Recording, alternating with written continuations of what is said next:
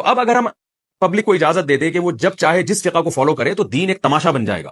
برحق چاروں ہیں، لیکن خواہشات نفسانیہ سے بچانے کے لیے لوگوں کو کہا جاتا ہے بھائی کسی ایک فقہ کا التزام کرو، کیونکہ بعض دفعہ ایسے ہوتا ہے کہ آپ کو ایک فقہ میں ایک سہولت مل رہی ہے لیکن دوسرے فقہ میں تنگی ہے، تو آپ ادھر آ جاتے ہیں. میں اس کی ایک بہترین مثال دیتا ہوں.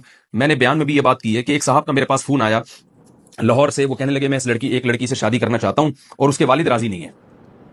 تو میں تھوڑا سمجھ گیا کہ مجھے کچھ اندازہ ہو. میں نے کہا آپ اہل حدیث ہیں؟ اس نے کہا ہاں میں اہل حدیث ہوں.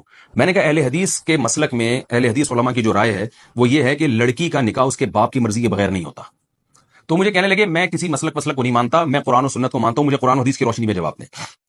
میں نے ان سے ایک بات کہی، میں نے کہا آج تک آپ ہر مسئلہ اہل حدیث عالم سے پوچھتے آئے ہو اور جو مسئلہ انہوں نے بتا دیا، جو دلیل انہوں نے دے دی، اس پر آپ اعتماد کر کے بیٹھ گئے.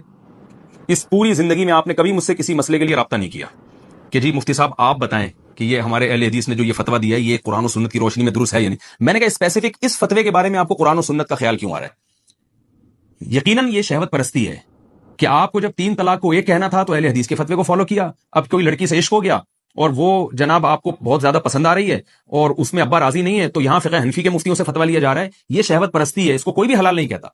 علامہ ابن تیمیہ رحمہ اللہ نے ایک بڑی اچھی مثال دی ہے کہ ایک شخص نکاح کرتا ہے اور گواہ اس کے فاسق ہوتے ہیں.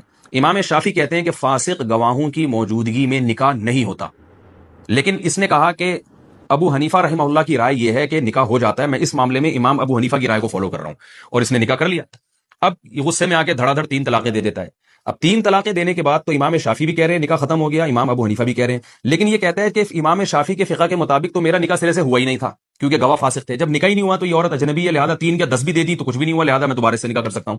تو یہ پریکٹیکلی یہ فساد ہونے لگا تھا اور یہ حقیقت ہے. آپ وضو کر کے آئے اور کسی عورت کو آپ کا ہاتھ لگ گیا. امام شافعی کہتے ہیں عورت کے ہاتھ لگنے سے ہی آپ کا وضو ٹوٹ گیا. آپ کہتے ہیں میں امام حنیفہ کے فقہ کو فالو کرتا ہوں، ان کے نزدیک ہاتھ لگنے سے وضو نہیں ٹوٹتا. تھوڑی دیر میں آپ کا بلڈ نکلا، خون نکل کے بہہ گیا. اب لوگ کہہ رہے ہیں بھائی آپ وضو کرو دوبارہ، کیونکہ امام ابو حنیفہ جن کو آپ ابھی فالو کر رہے تھے ان کی رائے کے مطابق تو آپ کا وضو ٹوٹ گیا. وہ کہتے ہیں نہیں اس مسئلے میں امام شافعی کو فالو کر رہا ہوں. تو یہ تماشا بن جائے گا. جب ایک چیز کا آپ نے التزام کیا فساد سے بچنے کے لیے تو اسی کا آپ کو التزام کرنا پڑے گا.